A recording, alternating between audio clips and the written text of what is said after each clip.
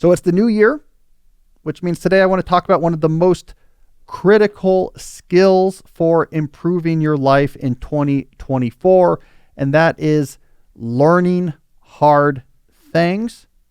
So in work, this could be mastering that difficult but valuable new system or methodology that's going to help you really gain control and write your own ticket. In your personal life, it might be developing some sort of connoisseurship that gives you a lasting, deeper satisfaction that you're getting right now, just being distracted by the screens in your life. I want to teach you how to do this. I want to talk about how do you master not easy things, but really complicated things.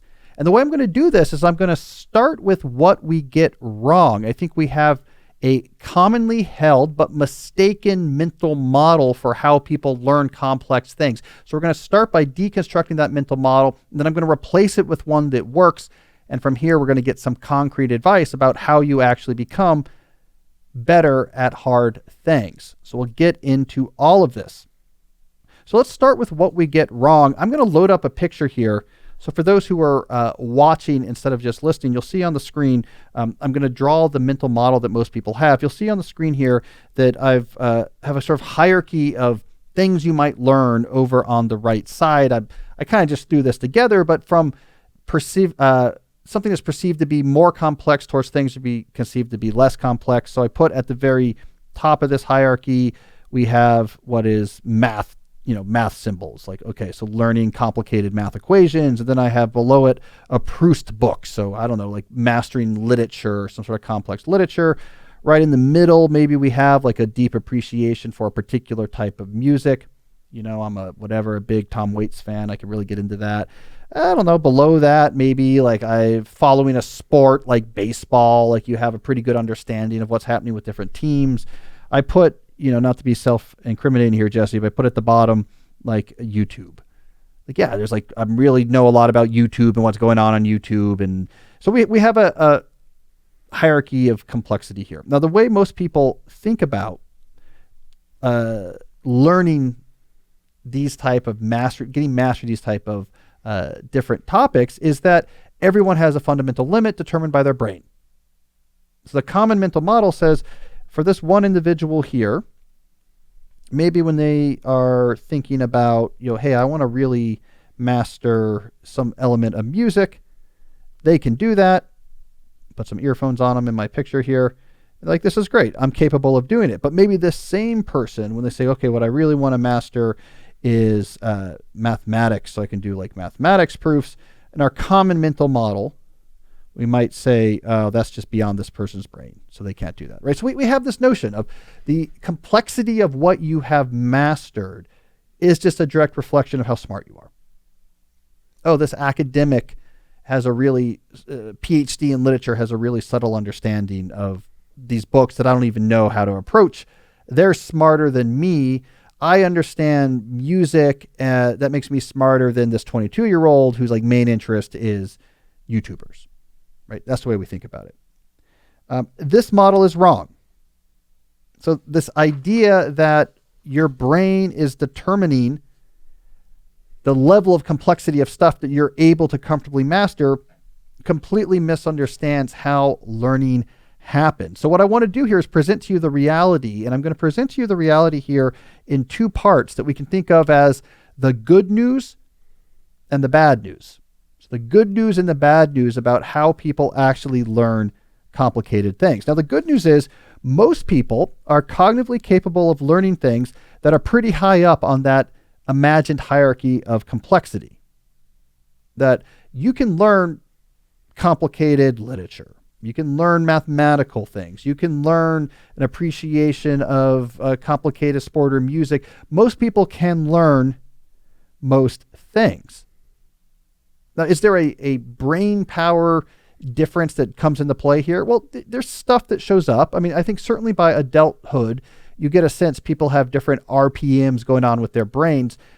I tend to believe that a lot of this is less genetic than it is just what you did as a child. If you're, a heavy reader as a child, for example, your brain has just been trained to be stronger, much in the same way if you're Arnold Schwarzenegger and your dad made you do push-ups and squats before you would be given a meal, you're going to be stronger by the age of 19 than someone else, right?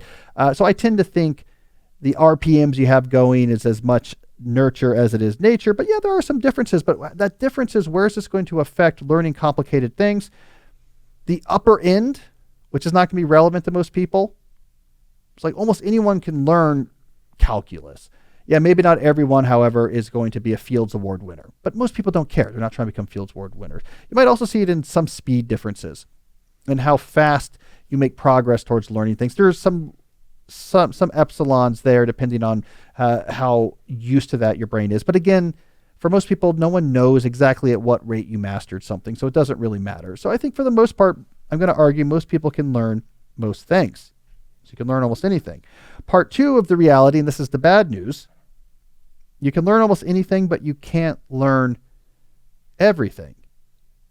So I think what is obscured when you encounter people who have a mastery of something really complicated, what is obscured is that it took them a really long time to get to that place. We jump ahead and just imagine them a month ago, just picked up the math textbook and was like, ooh, this just makes sense to me. And then everyone kind of applauds and they're really good at math and they're obviously smarter than you. No, there's a long process that we're going to unfold here in a second of how they build up to that expert knowledge. The reason why this means you can't learn everything is that it takes time. Time is finite. So there's only going to be so many complicated things you can learn because you only have so much time to put into it, and it takes a lot of time to actually get there. So this is the big mental model shift I want to start us making right now, is thinking about learning the complexity of what you learned, shifting this away from brain power and towards time investment. More time means more complexity can be learned. Less time means less complexity can be learned. Brain power is sort of orthogonal to all of this. So let's fill in this mental model. I'm going to draw another picture here that I think captures well what the process really looks like when you're trying to learn something hard. So for those who are listening instead of watching, what you'll see I'm drawing here is a bunch of stair steps. And we can put some goal at the top. So, I don't know, put a music note at the top. You're trying to master, have a good understanding of jazz music or something like this. The way you actually progress towards hard understanding is up stairs, level by level. Now, here's what's important. When you're at a given level of understanding, so like let's say you're right here, your brain is only capable, when you're moving up your level of understanding, of making a relatively small step at a time. That's why these steps are small. So we have multiple steps to get from down here, where in this example, nothing about jazz music, many steps until you get up here to being able to talk really intelligently about it. So it's from your current level, you move up to the next level. Now, how these steps are actually made, so how does this actually happen here and here and here? Deliberate practice. Carefully designed exercises that push your understanding to the next level in a way that takes you out of what you're already comfortable with. There has to be some strain into that. So in order for this step to be successfully had at each of these levels, you have to stretch past where you're comfortable, right? It's the kind of the practice aspect of deliberate practice. It's not fun. I'm not comfortable. I don't really understand this thing, and I'm stretching myself to try to understand it. And the activity you're doing is carefully designed. This is the right next level to actually move up to. That's the deliberate piece of deliberate practice. So when you see someone like, wow, this person has a lot of expert knowledge of complicated things, in their past, they have done these stair steps. Now, there's various cultural or professional structures that help drive you through these stair steps, right? So if you're an academic, I'm an academic. One of the things I do is theoretical computer science. I write mathematical proofs related to algorithms and computability and complexity. If you encounter a paper I wrote, you might say, I don't understand any of this. I can't imagine just like sitting down and learning all of this. But what you have to realize for me is that process started when I was about 16 years old. And the education process, as you move up the ranks, high school to advanced high school to undergrad to grad school into young professordom, it's designed to push you step by step by step. with literal tests, okay, you're now taking AP computer science, right? I took that when I was young. That you're taking literal tests. In order to master that test, you had to gain new knowledge. It pushes you to the next level. And then after AP computer science, because I was good at this stuff, I started taking some college courses in computer science. That's pushing me a little bit farther. Now I'm go to college and I can take the more advanced courses. It's pushing you farther. I get to MIT and now these courses are much harder. But I've gone up 17 steps before I got to taking, theory of computation with Mike Sipser, step by step by step. Hey, quick interruption. If you want my free guide with my 7 best ideas on how to cultivate the deep life, go to calnewport.com/ideas or click the link right below in the description. This is a great way to take action on the type of things we talk about here on this show. All right, let's get back to it. And by the time you encounter me at the age of 35, you know all this stuff. It was a really long climb up the steps, really long climb up the staircase. Same thing when someone has this, how does this guy know so much about music? Well, probably he was exposed to it early on, and his dad or mom really got him into it, and step by step they got knowledge. So if you want to cultivate expert knowledge now in your life, you have to replicate all of these steps. Your goal is on what is the next step of understanding I can take, not how far am I from the top. It's a consistent stair step upwards. This requires patience because the ladder up is long, and it requires expert help because choosing the right activities that move you to a new level and are tractable but not trivial. This is the key dichotomy for deliberate practice to be effective: tractable but not trivial. You can accomplish this next step, but it can't be super easy because then you're not actually stretching. That could require expert help, and that can be found by actually working with real experts. That can be found in courses, that can be found in books. It can be found in choosing careful goals for what you want to do next, and then seeking out help anywhere you can, online, in-person courses, to get to that next step and accomplish that goal. So just the careful choices of goals can get you there. But it's patience and this careful, expert-guided design of how you move. That's how people get smarter and smarter, or seemingly smarter and smarter. It just takes time and it takes care. So is this worth it? Well, I think the answer is yes. The brain is what distinguishes humans. Our brains distinguish us from other animals. We have this ability that, Aristotle talks about in the Nicomachean Ethics. We have this ability that no one else has to contemplate deeply, to aim our brain at abstract ends. Dogs don't do this, cats don't do this, parakeets don't do this, humans can't.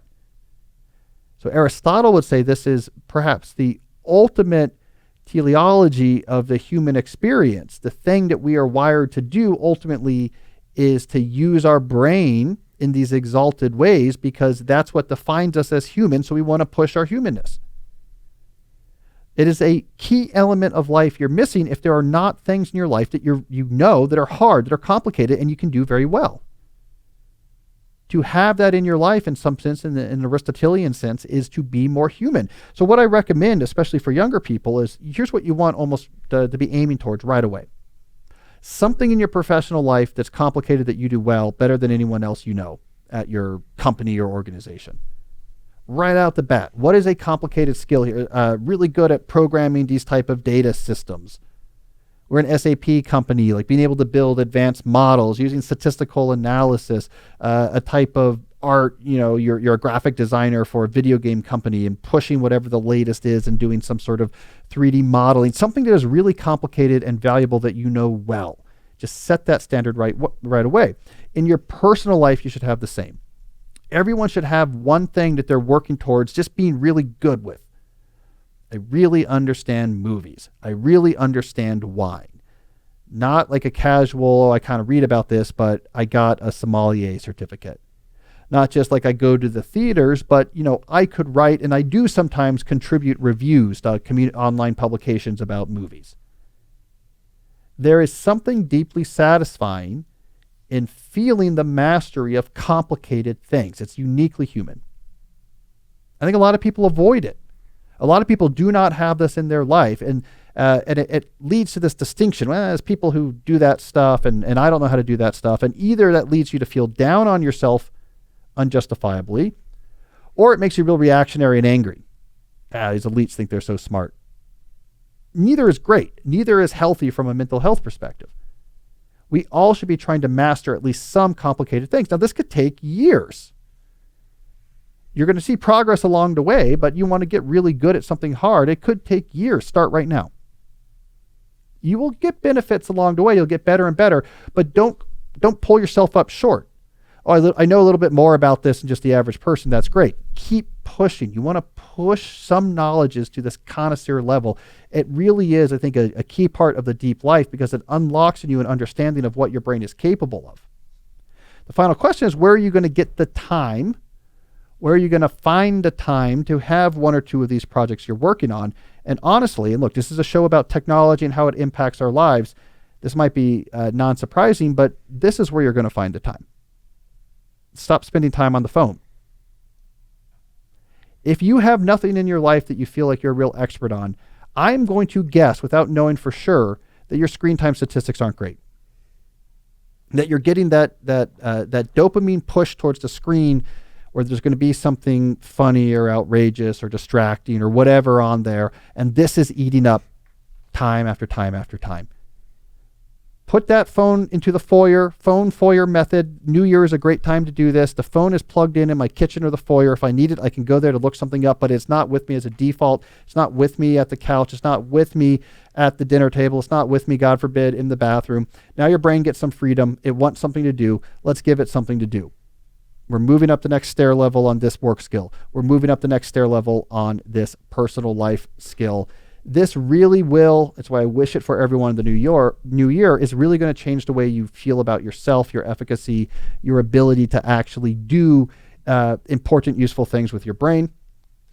So you can learn anything, you just can't learn everything. So choose a few things that are worth learning and trick a lot of people into thinking that you're smarter than you actually are, because the more complicated the stuff goes, the more they're going to just think that you're a big brain.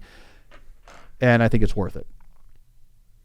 So there you go, Jesse. I think too many people think they're stupider than they are because of this image of, for some people, this quote unquote comes easy. There is no coming easy. It's the exact same as muscles. Yeah. Some people grow them faster than others, but it takes a really long time. A lot of cycles of cutting and building to look like a superhero. It just takes time. What's something you work on in your personal life? Movies. I'm working on movie knowledge. I want to get to, and I'm working on this systematically. I want to get to the level where I can contribute reviews.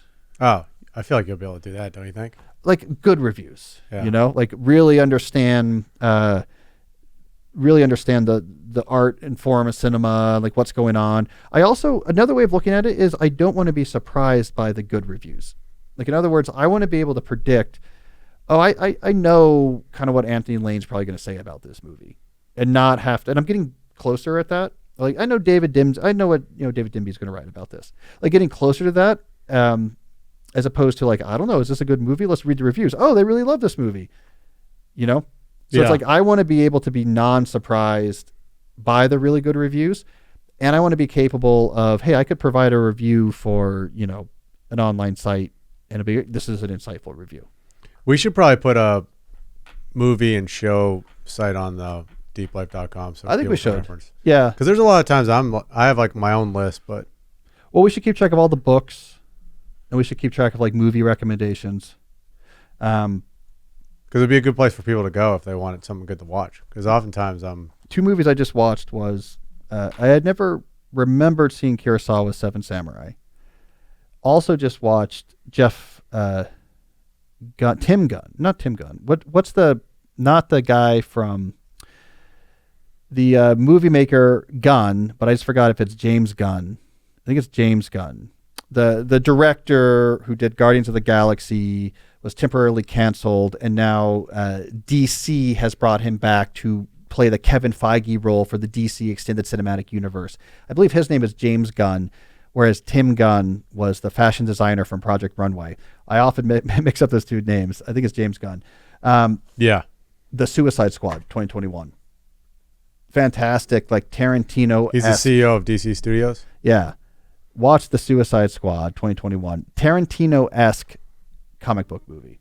Completely playing with the B-movie format, over-the-top violence, but also visually completely novel, hyperactive camera, throwing in actual deep themes and interesting characterization against this backdrop of craziness. It is as you had said, the Tarantino make a comic book movie. Completely off the wall. Fantastic movie. I really like that. Do you watch all your movies in the same, like, TV, etc., with like surround sound? Or yeah, I have a good TV. Yeah. With surround sound? Yeah. We set that up during the subwoofers and everything too. We set that up during the pandemic. And I see a lot of movies. I mean, we're recording, not to pull back the curtain, but we're recording this before Christmas.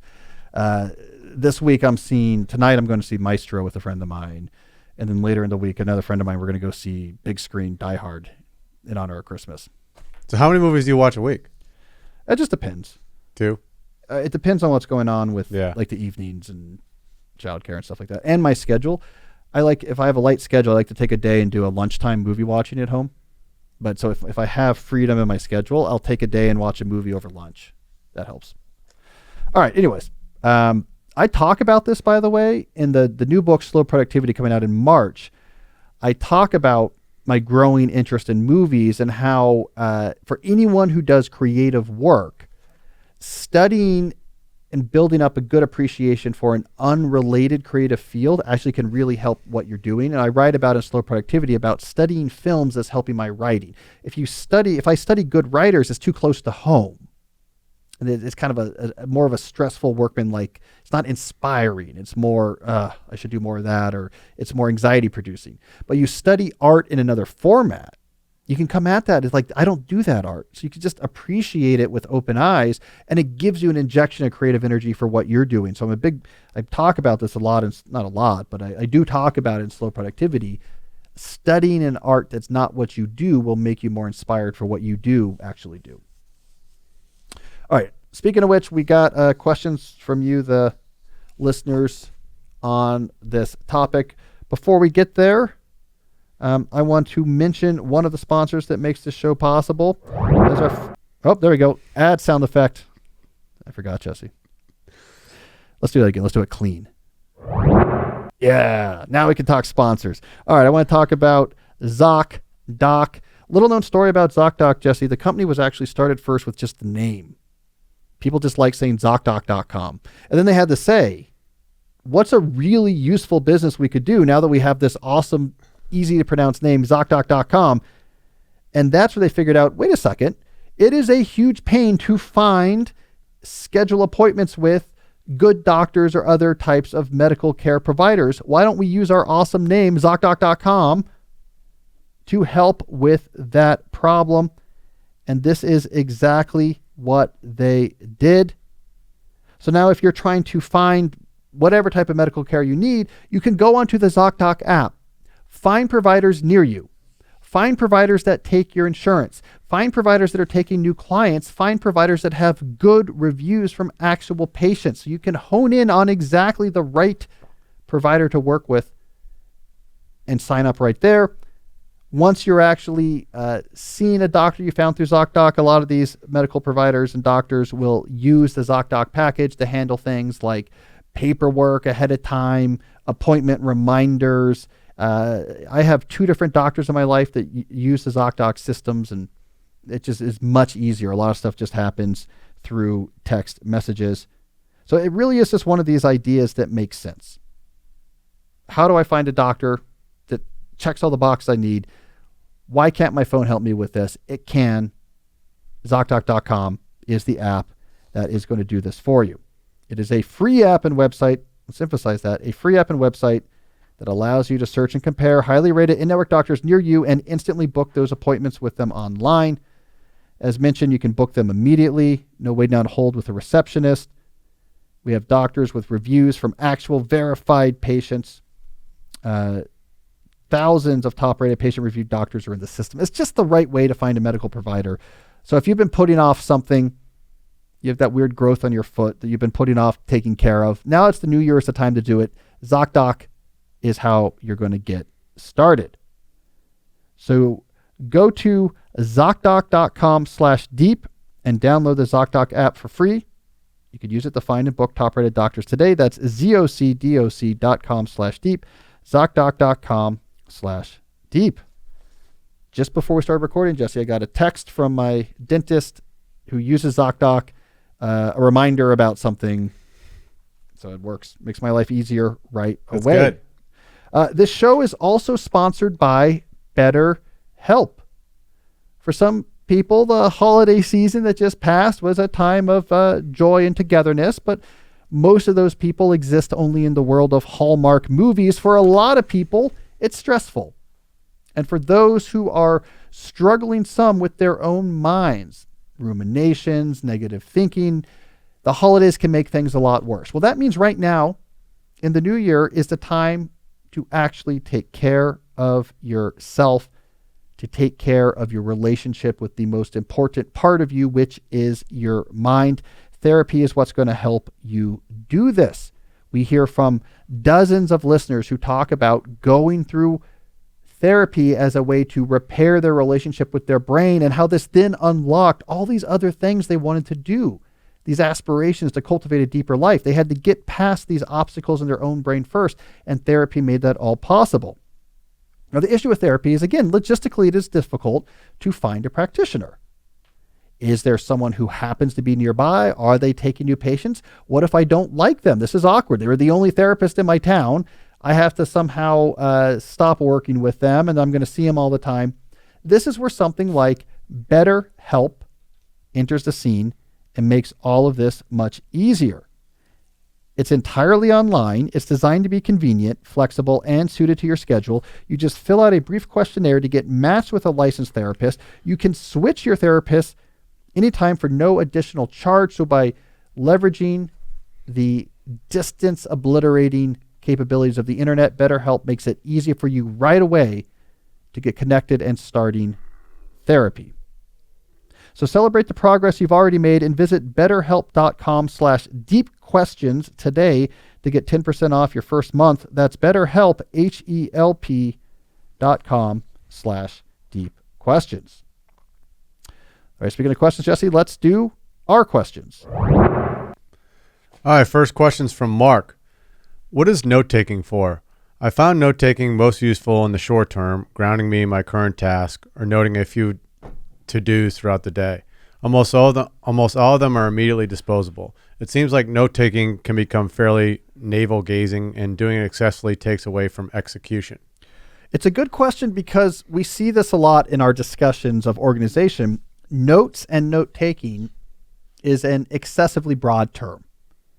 It covers lots of different things, and for a lot of people, like Mark, these things get all mixed up, and they're thinking, well, I don't know, I'm sitting here journaling all day. Is this note-taking? What should I be doing? What should I not be doing? So what I want to do here is step back, and let's give a general definition for note-taking, and then I want to highlight what I think the three critical types of note-taking systems you need in your life if you work any sort of knowledge job. And then we can from there move on to talk about more advanced options. So let's define note-taking more generally to mean recording information on a durable written medium. So anywhere you're collecting information in a written medium that's durable, that will then you have it outside of your head so you can reference it later. Here are the three types of this note-taking that I think are critical, especially for most knowledge workers. One, some sort of working memory extender. This is where I use my text file on my desktop on my computer's workingmemory.txt. This is for strictly expanding the amount of information you can temporarily hold on to as you engage with the inflow of information throughout your workday. So as things come in, you're in a meeting and people are suggesting next steps, you can just write this information down in whatever medium you use for your working memory extender, because it's probably more information you can keep in your head. So there it is. I write it down right there. Or I'm going through my email inbox and I need to remember different notes I need to act on, schedule this, get back to them. I can write it into my working memory.extender. These are notes that exist outside of your own brain, allows you to hold on and organize more information than you could do just strictly within the confines of your own neurons. Now, this is something that resets all the time. It's a durable form, but you reset it all the time. So as I'm going through a meeting, I'm taking quick notes on here's the 5 things I need to do. After that meeting, those notes will then get processed out of my working memory file into calendar reminders, into my obligation system. So it's a temporary storage, but it allows me in the moment to keep track of more things that my brain can do on its own. That's note taking, but of a very temporary type. Next comes what I just cited, which is your obligation tracker, some system to maintain all of the relevant information for every obligation on your plate. This is also note taking, written, durable information that you don't have to keep track of in your head. So somewhere, here are all the things I have to do, probably categorized. Here is all of the information related to each of these things, all in this one place. You want that information accessible and captured somewhere. That's note taking.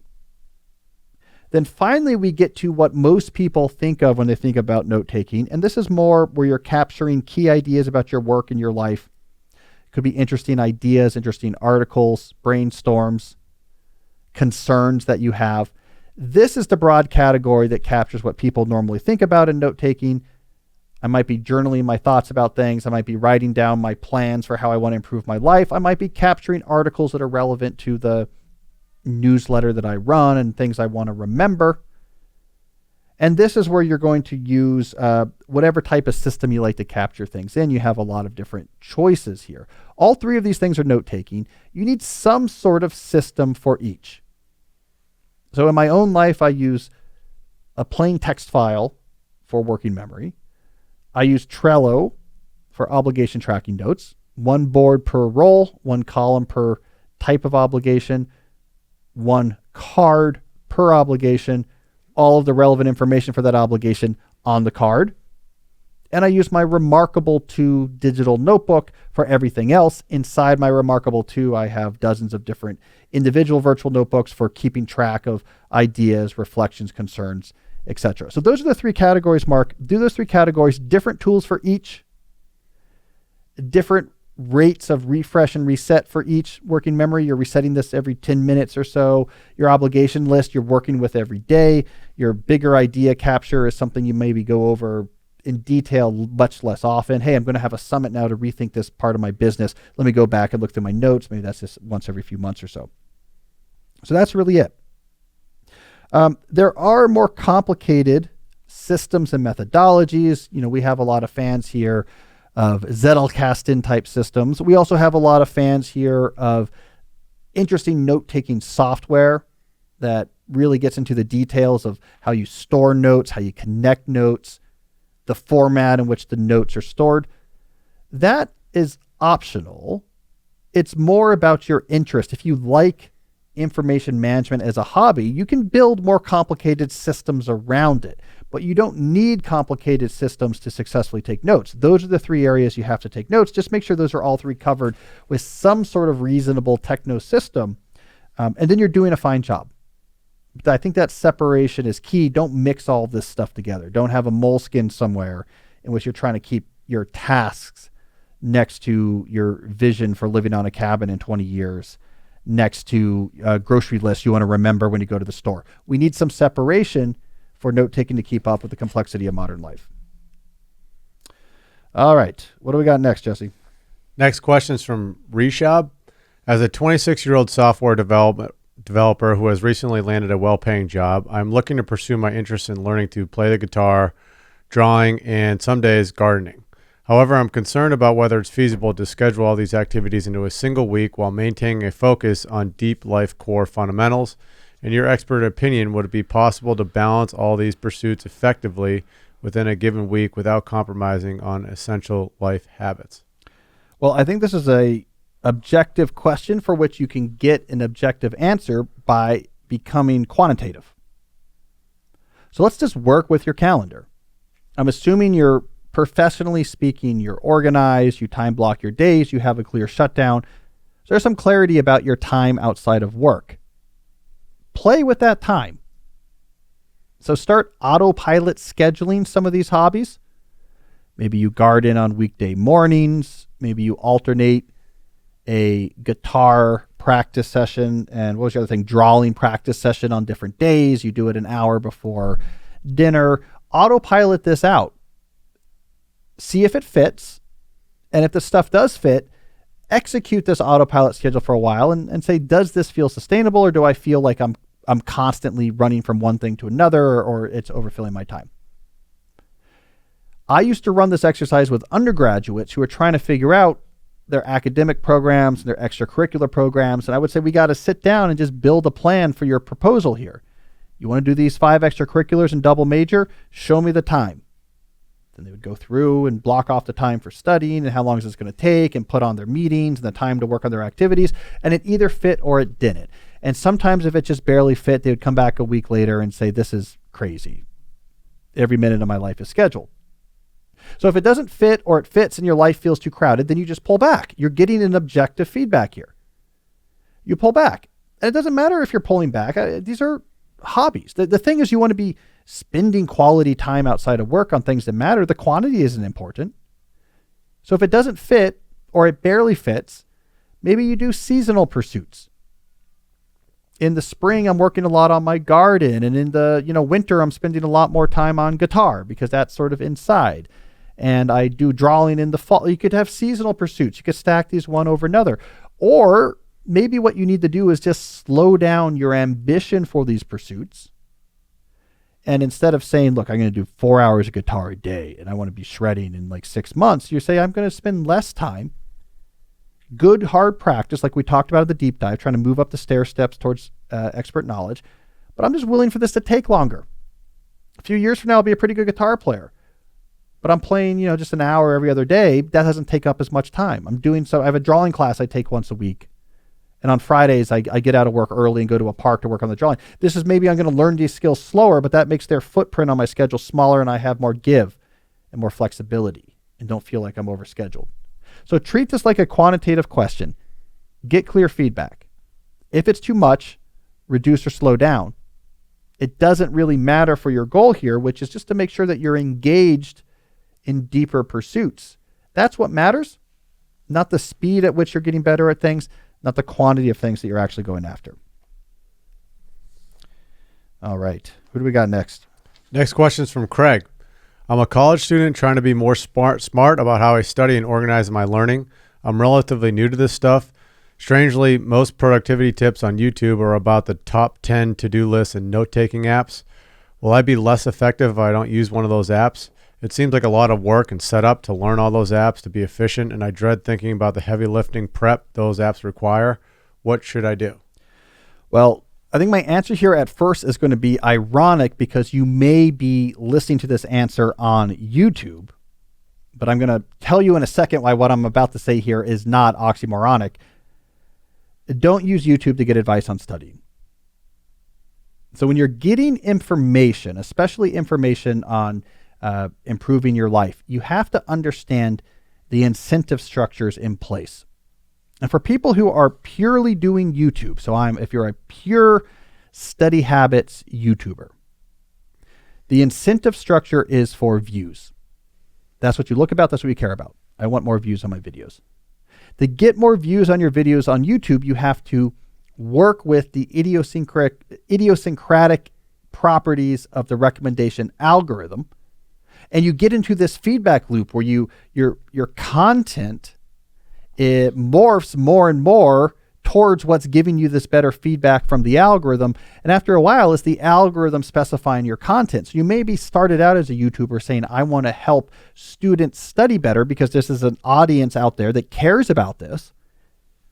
And after 6 months of interacting with the algorithm, it's, the top 10 to-do list apps or whatever, because this is what's getting them the best view numbers. The advice might have very little to do, however, with the nuts and bolts of becoming a better student. So the incentive structure matters. So if you want to become a better student, and this is going to sound very self-serving, but I'm going to say, read my book, How to Become a Straight A Student. Now, why is that better? Because what is the incentive structure of books? When you write a book like How to Become a Straight A Student, let me tell you this from experience.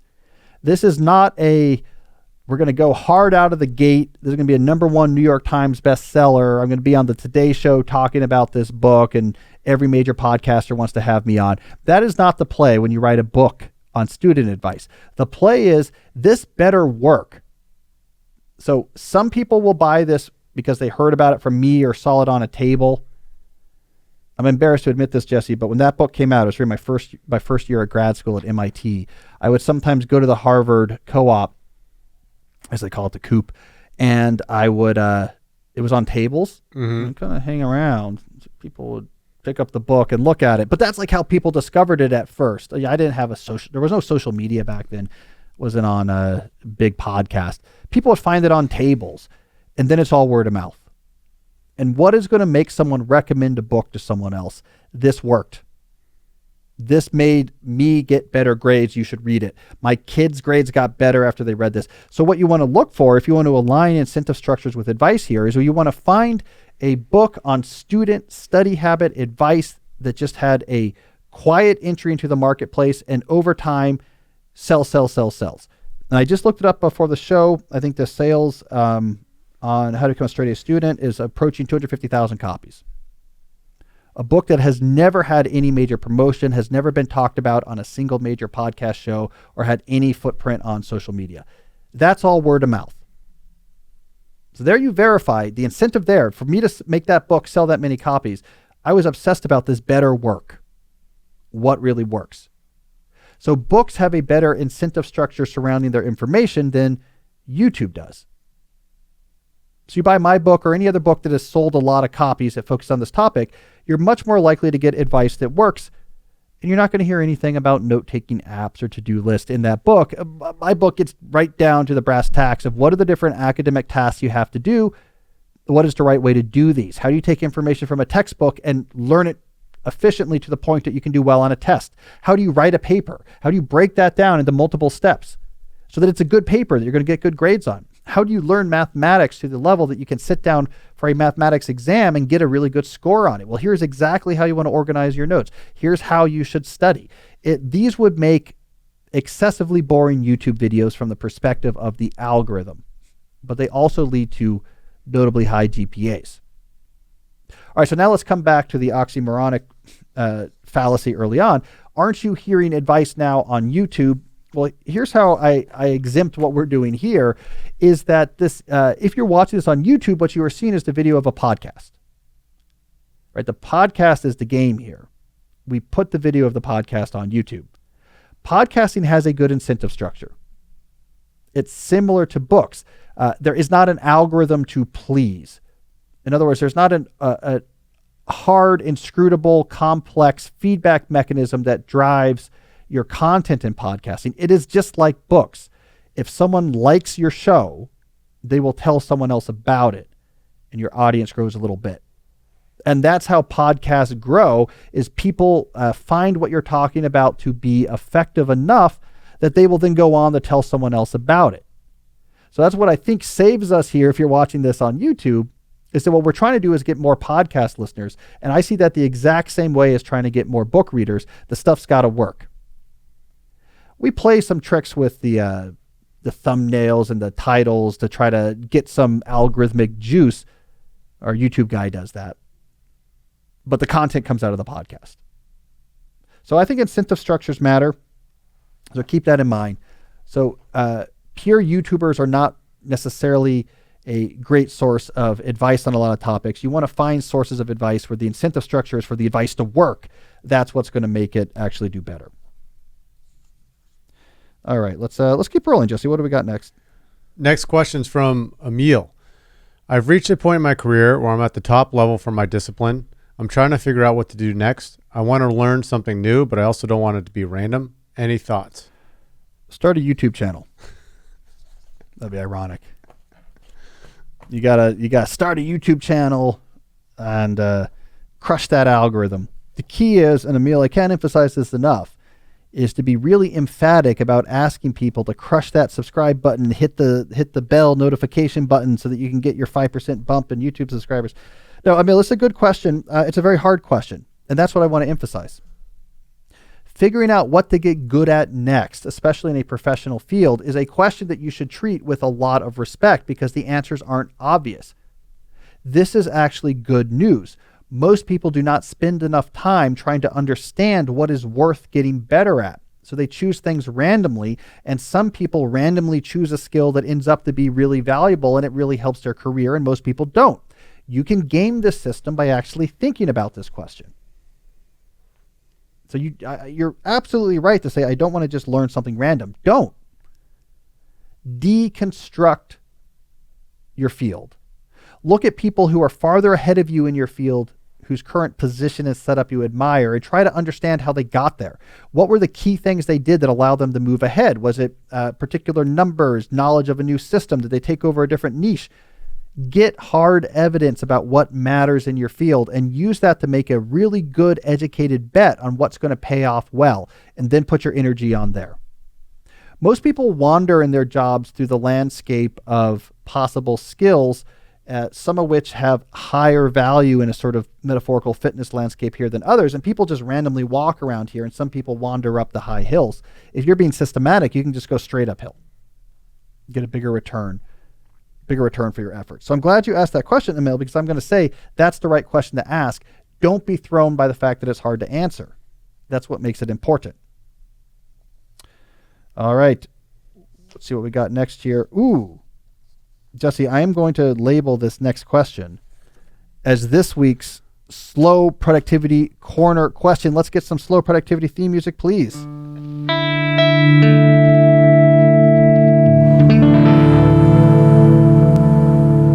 For those who don't know, in honor of my book, Slow Productivity, which comes out in March, we like to have one question every episode that is relevant to my philosophy of slow productivity. If you want to find out more about that book and get an excerpt so you can dive into these ideas right away, go to calnewport.com/slow. All right, Jesse, what is our Slow Productivity Corner question of the day? All right, this question is from Gabrielle. I'm 15 years old, in school and learning app development for 2 months so I can launch a business I've been planning. Exams are coming up and I have a paper to write. My deadline is to be able to code a high-quality app by the start of the year. Currently, I wake up, do my routine, then code every day for 2 hours in the morning. And on days where I don't have school, I work for sessions of 2 hours, and I take breaks in between. On an ideal non-school day, I get in 8 hours, but occasionally I'll only get 6 hours of coding done. For people in situations similar to mine, what's the best way to focus on rapidly learning the skills necessary to do well in the industry/job you're trying to get into, even if you have large obligations that might take up most of the days of the year?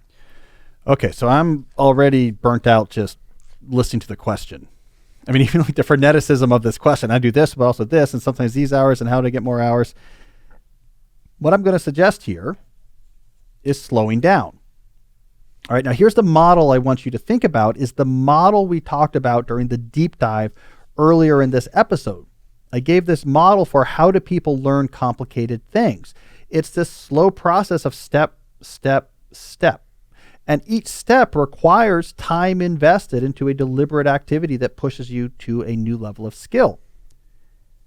If you want to get really good at app development, to the level where you could actually sustain a serious business, you've got a lot of steps in your future. This is not the way that you're thinking about it, which I think aligns with the false model of skill acquisition we talked about in that deep dive. This is not a situation where if you just get after it for a few months, you're going to be programming, the next Roblox. You have a lot of these little steps you have to do, and each one takes some time, and there's a refractory period of recharging. It's just not something you're going to be able to force. So I'm going to suggest you slow down the rate at which you learn how to do this. You're a student, you're in school, you have exams coming up. You should be doing very little of this during exam time. And then you have a little bit more come in during the after exams. And then it slows back down again when it's back to another busy period during school. Now, here's the thing. In the short term, you will feel like you're making less progress. And that's true. If you take a slower approach, natural pace, so less at once, taking longer with ups and downs to your intensity, in the period of, let's say, the next 3 months, the slower approach will get you a lot less far than just getting after it like you're talking about here. I want to get 8 hours in, each week, and where can I find more time to code? So after 3 months, you will feel like you're going unnaturally slow, and you'll be worse off. Fast forward out to a year or 2 years. You will be in a much higher level of skill with the slower approach than the fast approach. Why? Because the fast approach, you'll burn out after a few months. Trying to fit every hour doing coding, you're realizing you can't jump from here to be an expert app developer anyways. It's going to be frustrating. You only have so much time. You're 15. And so you'll build up some basic skills and burn out and go back to like, can I just play video games or do one of these things where I can just like make easy progress and I don't want to bother with it. Whereas the slow approach is sustainable. Step, step, step. A year goes by, step, step, step, slow periods, faster periods, but always making over time progress up this ladder. A year goes by, you're higher up these staircases, much higher than you were when you began. Another year goes by. Now you're at the top of a flight of metaphorical stairs where you're really able to program very professionally. And as you're approaching college, you have a lot of options. It's helping you get into technical schools. It's opening up side hustle possibilities that are really cool. Maybe it allows you to work part-time and pay all your college bills. Like all these things are open up, but it took 2 years of step, step, step. There's a key slow productivity principle. Take longer, vary your pace. And it comes up again and again. In my book, I talk about example after example. There's a whole part of the book, Work at a Natural Pace, where I get into this. People who do cool things work this way. They don't just decide, I'm going to write Hamilton. I'm going to become a great novelist. I'm going to become a great artist. Let's get after it for 3 months and then I'm there.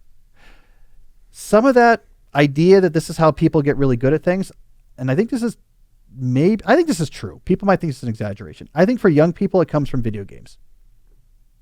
Video games are expertly calibrated to require like a month or two of you get better each day you play it, and after a month or two, you've mastered it. Like the cycle of a big video game is 1 to 3 months to finish the game, playing fairly regularly, but not all the time. So we're used to this cycle of, I first started playing whatever the game is, Call of Duty, Black Ops, and I was really bad at it. And then after 3 months, I do pretty well when I'm playing online.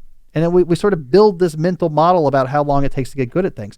But most things that are valuable take a lot longer. If you could get good at them in 3 months, a lot of people would do that to extract a value, and then the value of it would plummet. So things take time. Take longer, vary your pace. This is a patience game, but sustainability over time is going to aggregate more skill than having these temporary bursts that then fizzle out. All right, so that's why I'm going to call this my slow productivity question of the day, because slowing down, though frustrating right now, is going to get you to a much cooler place 1 to 2 years from now. All right, there we go, Jesse. The slow productivity corner. Feel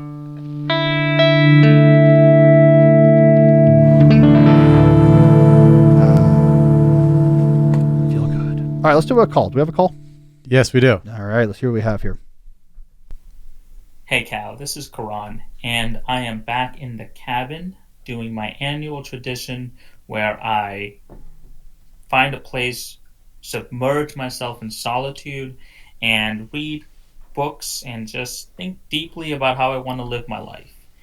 And I am reading currently, one of the books that I'm reading in my rotation is So Good They Can't Ignore You. It's one of the last 2 books in your canon that I have not read fully. So as I'm reading the book, it hit me, and you've said this in a previous episode, where all of the books that you have written address an exigence that you are currently conflicted with. So I'm using that term kind of loosely from Bitcher's rhetorical situation, where there is a problem that the mass culture is dealing with, and you're the speaker that has the quote-unquote solution for that. And then you're dealing with certain constraints.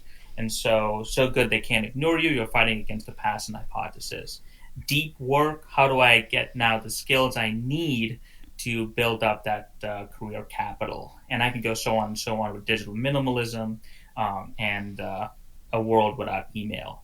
But to not belabor the point and to get to my question, I'm wondering, how does slow productivity address the exigence you're currently dealing with? And so I see it in So Good They Can't Ignore You.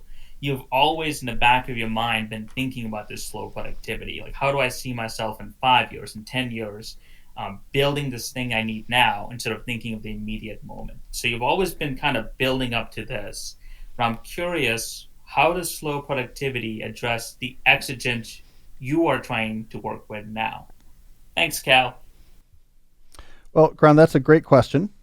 I can tell you exactly where that came from, where slow productivity comes from as a book. So what we get before is let's combine So Good They Can't Ignore You, Deep Work, and A World Without Email. Let's combine those into a trilogy of sorts, right? Because as you mentioned, So Good They Can't Ignore You was me confronting the passion hypothesis as part of, in my own life, answering the question as a postdoc at MIT, how do you cultivate a career that's going to be a source of passion? That was a really important question to me at the time because I was about to make a career decision, which might be the last career decision I ever made, setting myself on the tenure track. And so I really wanted to understand, how do you cultivate a working life that you really love? And So Good They Can't Ignore You came out of that quest. One of the big answers from So Good They Can't Ignore You was get really good at things that are rare and valuable, and then you get autonomy over your working life. That led to Deep Work. How do I get really good at things that are rare and valuable? Oh, in the type of stuff I do, in the sort of elite knowledge economy, unbroken concentration is the only thing that's producing the real value. Everything else just gets in the way. So I have to really cultivate concentration as a tier 1 skill if I'm going to get really good at things, so I can leverage the effects I talked about in So Good They Can't Ignore You and gain autonomy over my career and steer it towards something that's really satisfying. Well, it's frustrating to try to cultivate concentration. There's a lot you can do on your own that I talk about in Deep Work, but it seems like I was in the working world now. I'm a professor. The whole knowledge work apparatus is built around distracting you with all these emails and meetings and chats. And so A World Without Email was like, let's get deep on where did that come from? Is it really damaging? Yes. Is this way of working fundamental? No. Is it possible to do something different? Yes. So there's a primal scream of frustration with email and meetings. That's where that book came from. All right. So we have that trilogy that takes me from, that's basically my 30s. So Good They Can't Ignore You came out right around the time I turned 30, and A World Without Email came out right before I turned 40. So that kind of covered my 30s. Like, how do I enter into the world of work, get after it, succeed, gain control, build something that can be a real source of passion? And I succeeded in this. I got tenure early. I've got this great professorship at Georgetown. My books are doing well. I'm a pretty successful writer. Now, where am I in life? Well, now I'm in my young 40s, and I have kids that are no longer babies or toddlers, where we're just sort of in survival mode of like, how do we just make sure they're fed and like take them so they're distracted? Now I have elementary age school kids. I have all boys. I'm beginning to notice that like the thing they need at this age more than anything else is time with their dad. Like, it's really, really important. Like, this is, especially for dads, like where parenting really takes off. And the next question that comes up is, okay, so now what's next? How do I continue to do work that I'm really proud of? How do I take advantage of whatever skills I have cultivated or been bestowed to continue to produce stuff that improves the world, that makes my time here worthwhile, but in a way where I also am able to invest a lot of time into my kids and community? This is middle age is the time where this is so critical.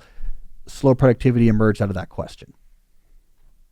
I needed to switch my mindset away from the mindset that got me tenure early, away from the mindset that has produced whatever I have, 70 or 80 peer-reviewed papers, 5,000 citations, 3 best paper awards in my field. My 8th book is about to come out, right? How do I find a sustainable pace now going forward, where I continue to produce stuff I'm proud of, but I'm not having to produce at, what I'm doing here is doing it at a really high rate. What I'm doing here is just impressing you with the sort of sheer volume of what I'm doing. Slow productivity, you can think of, Karan, as the answer to that question. A reconfiguration of productivity that is based around producing stuff that really makes you proud as part of a life that is really deep and interesting and varied. So that was my personal motivation for the book. There is also, just like with all my other books, it's not just what I'm going through, it is also what the culture writ large is going through. And this also, of course, informs slow productivity. And I get into this in the book In fact, I get into this in the introduction to the book, which is what we've just made available as the excerpt I was talking about earlier.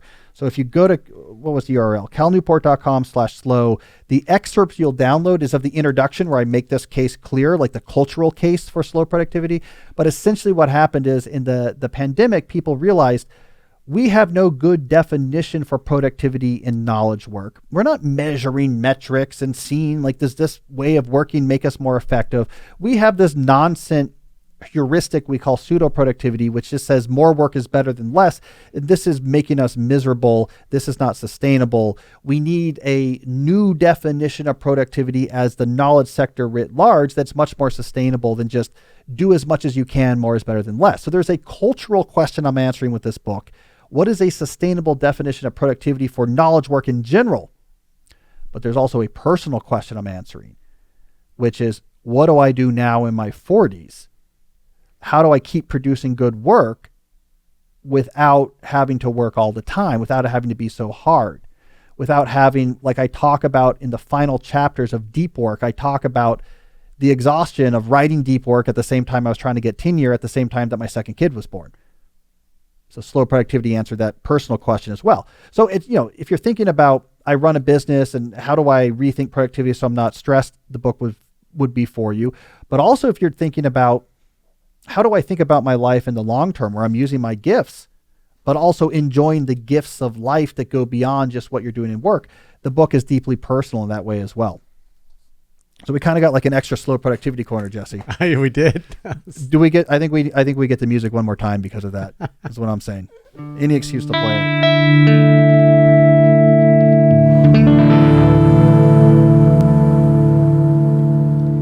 All right, let's do a case study. This is where you, my listeners, send in examples of you putting the type of things we talk about on this show into practice, and you give us a sort of report from the trenches, as it were, about what actually happened in your life. This case study comes from Andrew. Andrew said, I thought you might possibly be interested in hearing a bit about the slow productivity affinity group that I formed at my university. In January of 2023, I put out a call for those interested in joining the group, which I described fairly briefly as a group designed to bring together Butler faculty and staff who wish to develop an approach to work that is sustainable so that we can produce output that is of high quality but also of humane quantity. Our goals include providing members with resources, opening up discussions, and exchanging ideas for sustainable, productive work. The impetus for the group was my appreciation of your books and your podcast. 30 people from across the university and in various roles expressed interest, which is very good for a university of our size.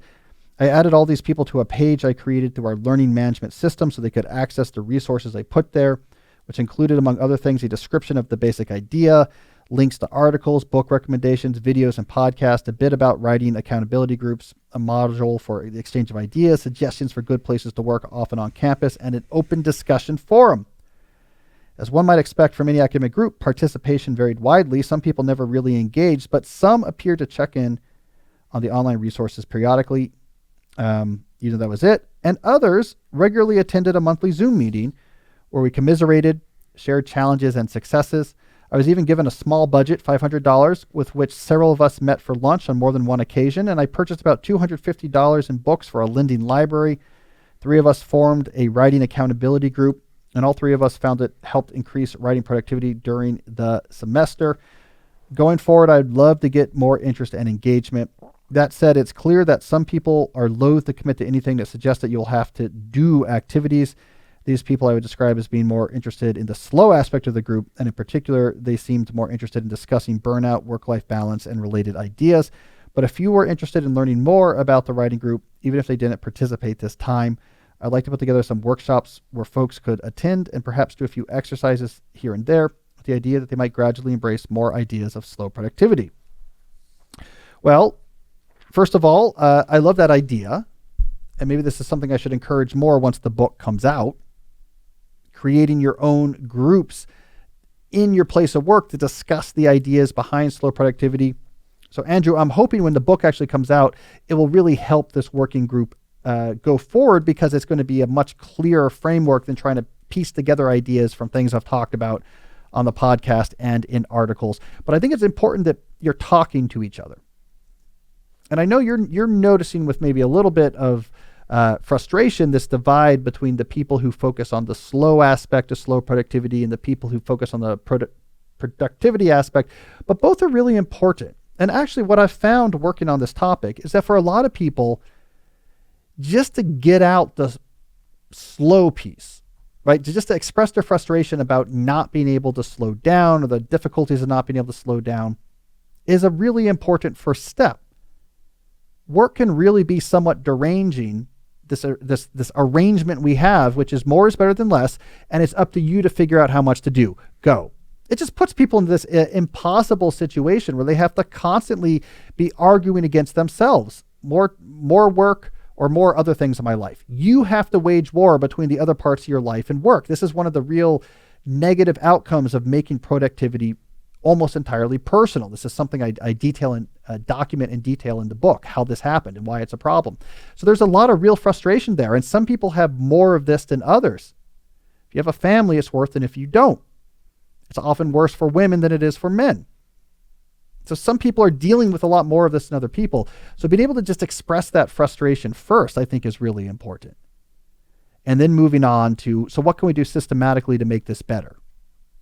That then becomes the next step. So anyways, this is cool. Hopefully my book will help. It would be funny if the end of this case study was, and all 30 of these people have since been fired. It would be a less successful. But I'm sure this will be useful. You know, I used to run these groups way back when I wrote student advice books. I had this program called Study Hacks on Campus. We had like 30 college campuses. Students would start up student groups following my curriculum where they would just get together regularly to talk through studying and how to study and what they're having issues with and their frustrations with it. And it helped. And a lot of what they did was strategic, but a lot of what they did was just support, and a lot of what they did is venting. So I like this idea. I might steal it. Maybe when Slow Productivity comes out, we'll put out some guides for how to run your own slow productivity group. I think step number one, there's going to be two key steps. Definitely going to be two key steps in these my advice for starting slow productivity groups. Step number one is important regardless of the size of the group, that you spend at least $3,000 on copies of Slow Productivity. That's going to be step number one. I think that's important. Step number two, and Jesse agrees with this, you need to spend at least 15 to 20 minutes per group meeting listening to the Slow Productivity music. Come on, Jesse, hit me. Hit me. There we go.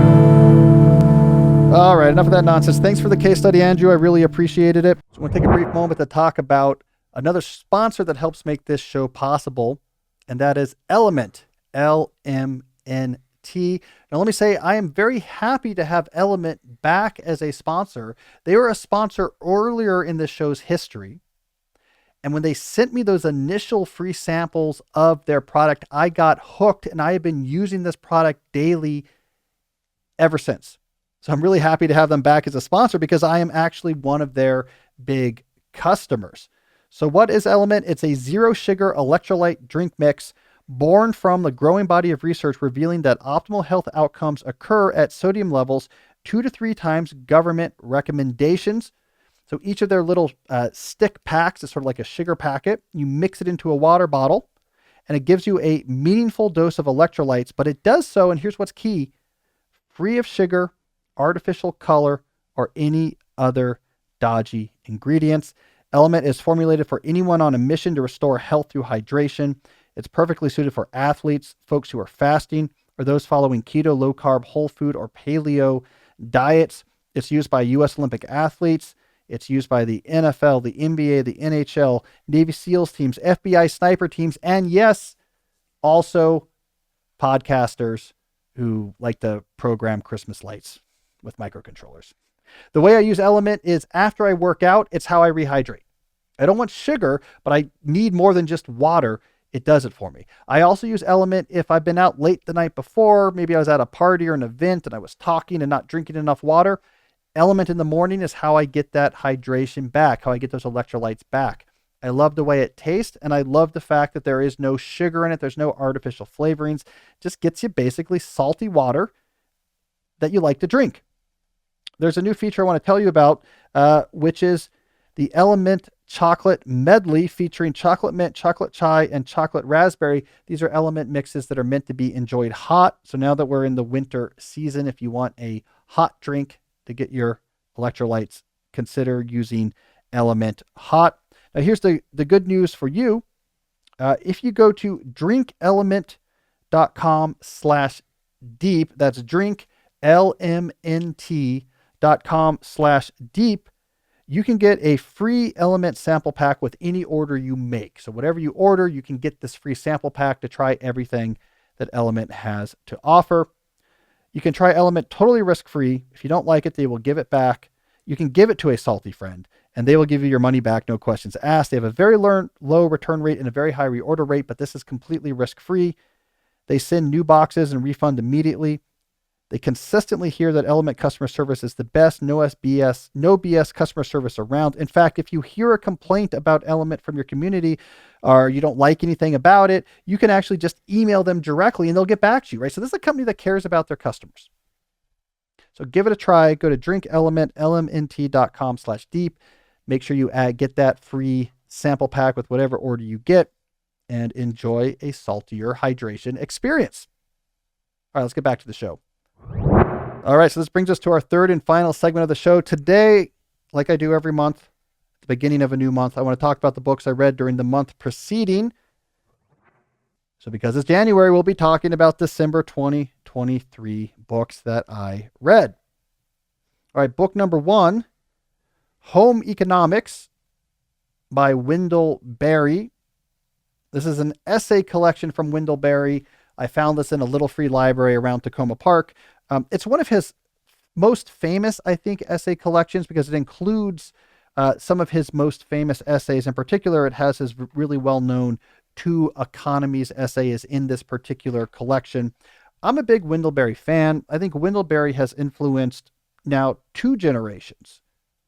The generation older than me and my generation, 2 generations of people who think somewhat radically about reconfiguring our relationship with the world, with work, with the environment.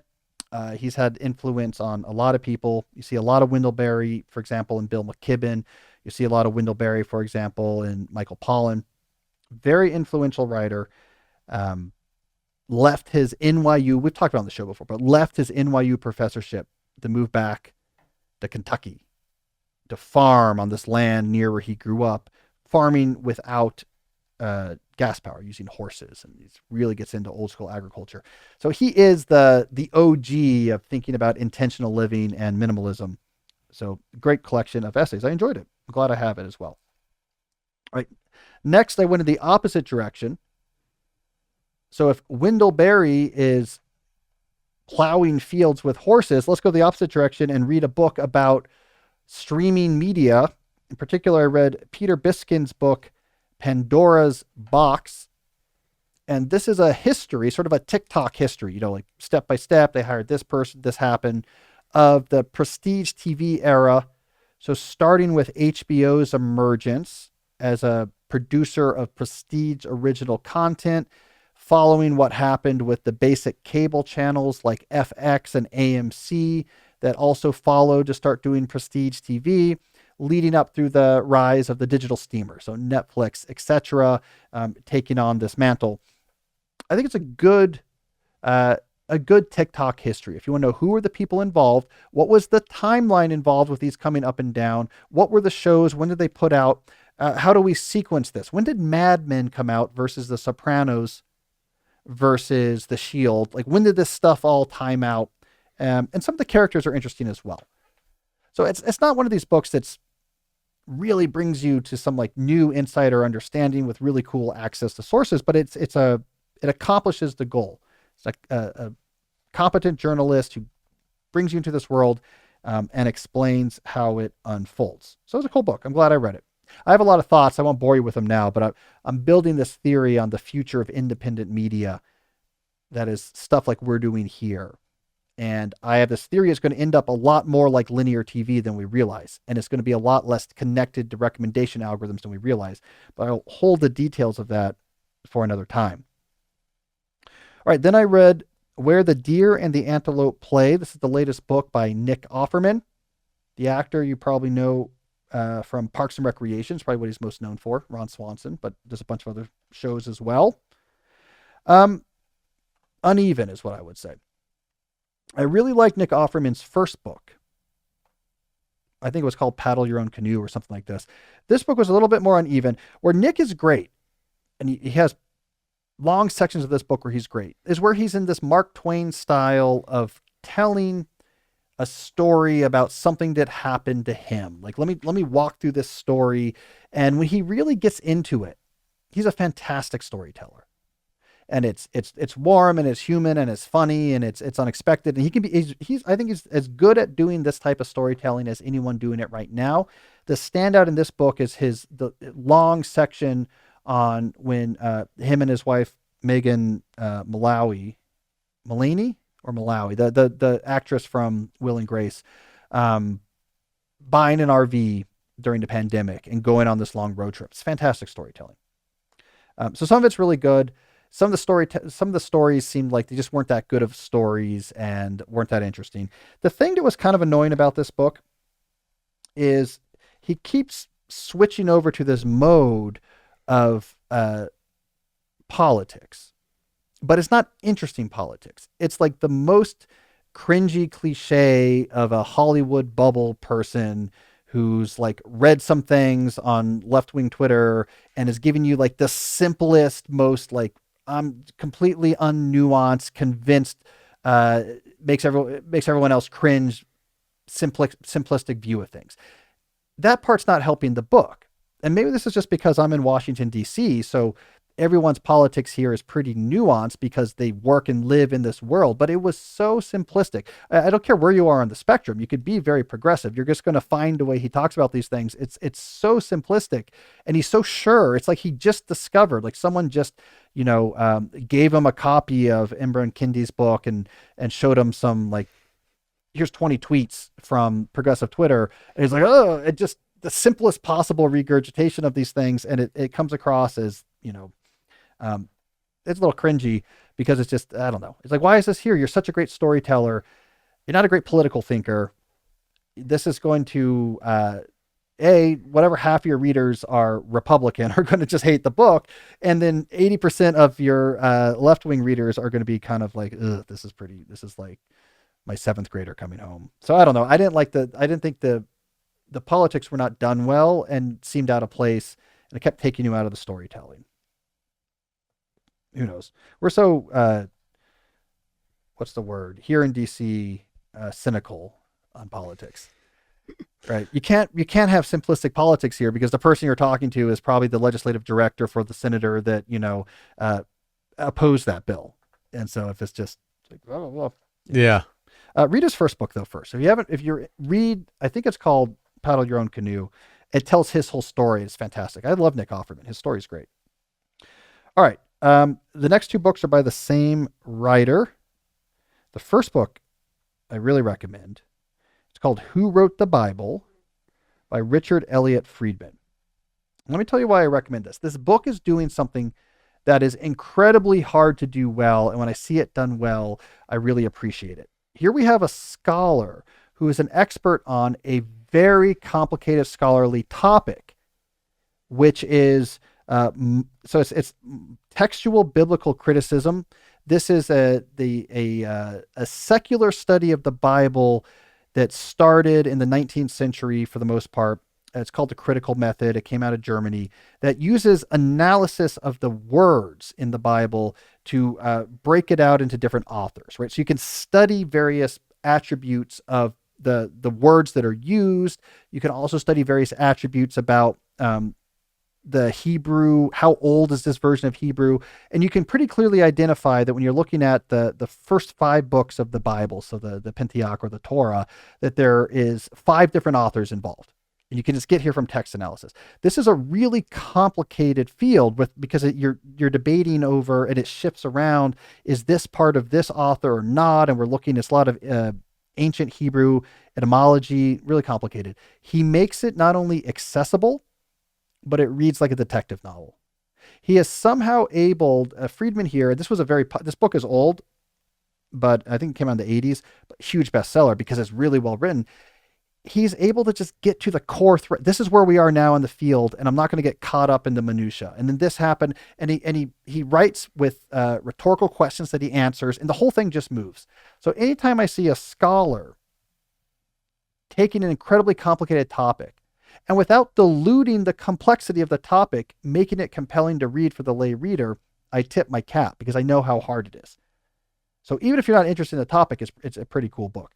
The topic itself is pretty cool. I didn't know much about this type of historical criticism. What they figured out basically is this new generation, I mean, he's old, but this generation of scholars from the 70s onwards figured out how to look at what was being said, the historical context of what was being said, to figure out where these authors were from. And it becomes kind of interesting because you say, like, look, the way the words the author of this part of the Bible is using to talk about X, Y, or Z makes it clear that they must be from the period, for example, before the kingdom split into two kingdoms of Israel and Judah. They must be from the north because the way they're talking about this is a subtle dig at what was happening in the south.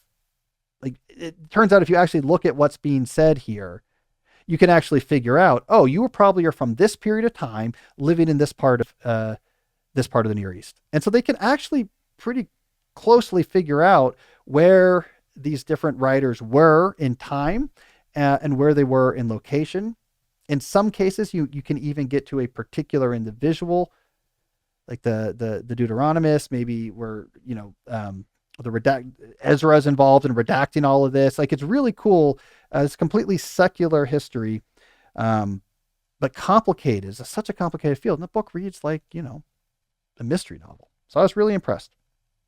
So the next book I wrote was a follow-up written by Richard Elliott Friedman called The Exodus. And it's about all the most recent scholarship using this method to try to understand what do we actually know about the book of Exodus, what can we figure out about what really happened there by studying the text itself. And why are there's Egyptian names are used here but not here. The Song of the Sea mentions this but doesn't mention that. So it's this complicated analysis of like what is being said or not being said, trying to put in the historical context. And he has this whole theory, which I think is widely but not universally subscribed, that the book of Exodus is probably describing a particular band of probably the Levites, so not the entire Jewish people, all 12 tribes, but one group of people did leave Egypt, led by someone named Moses.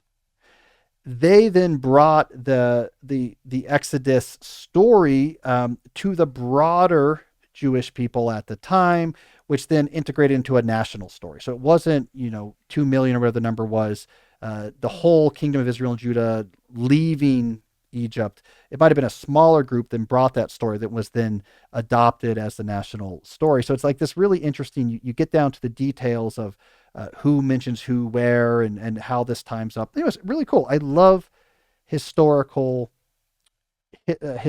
scholarship presented as a mystery. We're figuring this out. And this evidence accrued here and it's not this. And again, his style is lots of rhetorical questions. So why not this? Well, this is why we don't think this. But what about this? Yeah, this is a pretty good piece of evidence.